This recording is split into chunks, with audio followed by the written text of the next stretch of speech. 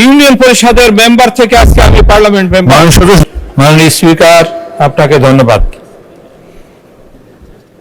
আজকে 2026-27 অর্থ বছরের বাজেটের উপর সাধারণ আলোচনায় অংশগ্রহণ করতে পেরে প্রথমে মহান রব্বুল আলামিনের শুকরিয়া আদায় করছি।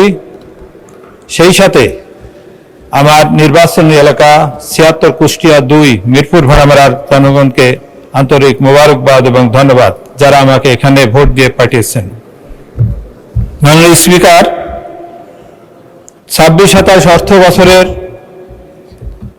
বাজেট 54 বছরের মধ্যে সবচেয়ে বড় বাজেট। এখানে সবাই বলেছেন, সরকারি দলের সদস্যরা বলেছেন খুব ভালো বাজেট, আকারে অনেক ভালো, কিন্তু আমরা যেটা লক্ষ্য করছি বাজেটের 10টি অগ্রাধিকারের মধ্যে সুশাসনের অভাব। এই বাজেট উচ্চাভিলাষী, অবাস্তবায়নযোগ্য বাজেট। এই বাজেট অবাস্তব রাজস্ব আয়ের বাজেট। এই বাজেট অতি ঋণ নির্ভর বাজেট। এই বাজেট দেশীয় ব্যাংক থেকে অতিমাত্রায় ঋণ গ্রহণের কথা বলা হয়েছে। এই বাজেট জিডিপির লক্ষ্যমাত্রা যেটা ধরা হয়েছে 6.5%, এটা অর্জন করা একেবারে অসম্ভব।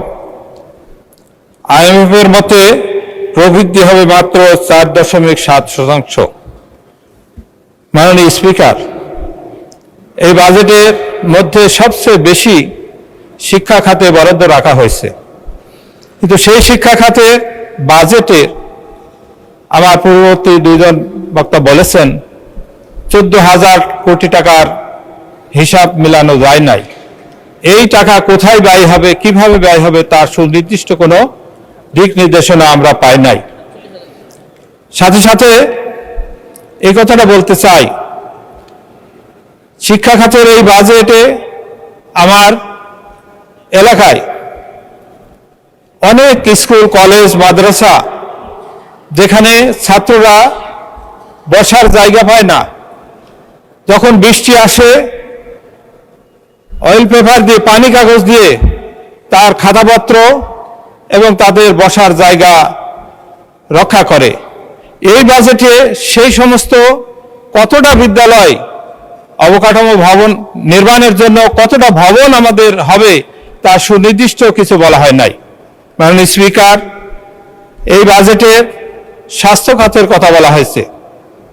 স্বাস্থ্য খাতে আমরা যেখানে যাই, আমার সংসদীয় আসনে 2টি উপজেলা স্বাস্থ্য কমপ্লেক্স আছে, যেখানে বিশেষ করে ভাড়ামারার যে স্বাস্থ্য কমপ্লেক্স ভবনটা আছে উপজেলার, সেইখানে রোগীরা গেলে পারে তো রোগী তো হয়ই, সুস্থ মানুষ গেলেও সেখানে রোগী হয়ে ফেরে। সেই ভবনের কোনো পরিকল্পনা মাননীয় অর্থমন্ত্রী মহোদয়ের মাধ্যমে স্বাস্থ্য মন্ত্রণালয়ের মন্ত্রী মহোদয়ের দৃষ্টি আকর্ষণ করছি। মাননীয় স্পিকার, আমাকে শেষ করার আগেই আমাকে আরো 3 মিনিট সময় বাড়াই দেওয়ার জন্য বিনীত অনুরোধ করছি। মাননীয় স্পিকার, মাননীয় সদস্য, 1 মিনিট পরে নামাজের আজান হবে, 3 মিনিট একটু অনুরোধ করছি। মাননীয় স্পিকার, আপনি নামাজে দেরি হয়ে যাবে, এই কারণে আমি চাচ্ছি, আপনার সাথে আমার একটি সম্পর্ক অনেক আগে ছিল। আমি এই সংসদে এসেছি সবচেয়ে নিচু জায়গা থেকে, অর্থাৎ ইউনিয়ন পরিষদের মেম্বার থেকে আজকে আমি পার্লামেন্ট মেম্বার। 1982 সাল থেকে শুরু করে 2009 সাল পর্যন্ত এর মধ্যে আমার কোনো গ্যাপ ছিল না। ইউনিয়ন পরিষদের মেম্বার, চেয়ারম্যান, উপজেলা পরিষদের চেয়ারম্যান, এবার 2026 সালে আমি পার্লামেন্ট মেম্বার। এলাকার কথা বলেন, 2 মিনিটে শেষ করেন, আজান চলছে।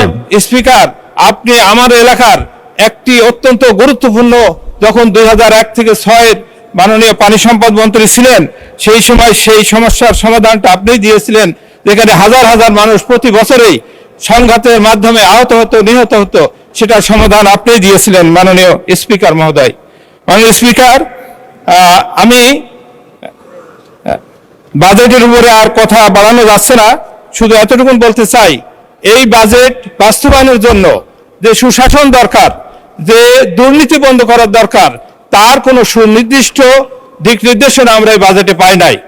মাননীয় স্পিকার, স্বাস্থ্য খাতের ব্যাপারে আমার প্রস্তাবনা, আমার মিরপুর এবং ভেড়ামারা উপজেলা স্বাস্থ্য কমপ্লেক্সকে সরকার ইতিমধ্যে ঘোষণা দিয়েছে 50 থেকে 100 শয্যায় উন্নীত করা, কিন্তু এটাও যথেষ্ট নয়। প্রতিনিয়ত সেই সমস্ত হাসপাতালগুলিতে প্রায় 300 থেকে 400 রোগী থাকে এবং আউটডোরে 1 থেকে 1,500 রোগী থাকে। মাননীয় স্পিকার, এই জন্য স্বাস্থ্য খাতে বরাদ্দ আরো অনেক বেশি থাকা দরকার ছিল এবং সেখানে সরকারি হাসপাতালে যে তারা কোনো সুচিকিৎসা পায় না, গরিবরা তো পাই না। মাননীয় স্পিকার, আমি দেখেছি জাতীয় হৃদরোগ ইনস্টিটিউটে আমার এলাকার একজন রোগী, সে আজকে বেশ কিছুদিন ধরে ঘুরছে, অসহায় মানুষ, সে বারান্দায় পড়ে থাকে, তার ভর্তি হওয়ার কোনো ব্যবস্থা আজকে হয় নাই। মাননীয় স্পিকার, এইভাবে নানা জায়গায় অনিয়ম, এবং আমরা মনে করি এটা কি জন্য হচ্ছে, এটা সংশ্লিষ্ট মন্ত্রী মহোদয়ের দেখা দরকার। মাননীয় স্পিকার, আমার এলাকার কথা আরেকটু বলতে চাই। আমার ভেড়ামারা মিরপুরের পাশ দিয়ে পদ্মা নদী বয়ে গেছে, সেই পদ্মা নদীর একটি অংশের কাজ চলমান আছে। কিছুদিন আগে মাননীয় পানি সম্পদ প্রতিমন্ত্রী সেটা পরিদর্শন করেছেন এবং আমি নিজে পানি সম্পদ মন্ত্রী মহোদয়ের কাছে ডিও লেটার দিয়েছি। আমার ভেড়ামারা 4টা ইউনিয়ন গত বছর থেকে নদী ভাঙনে বিলীন হয়ে যাচ্ছে।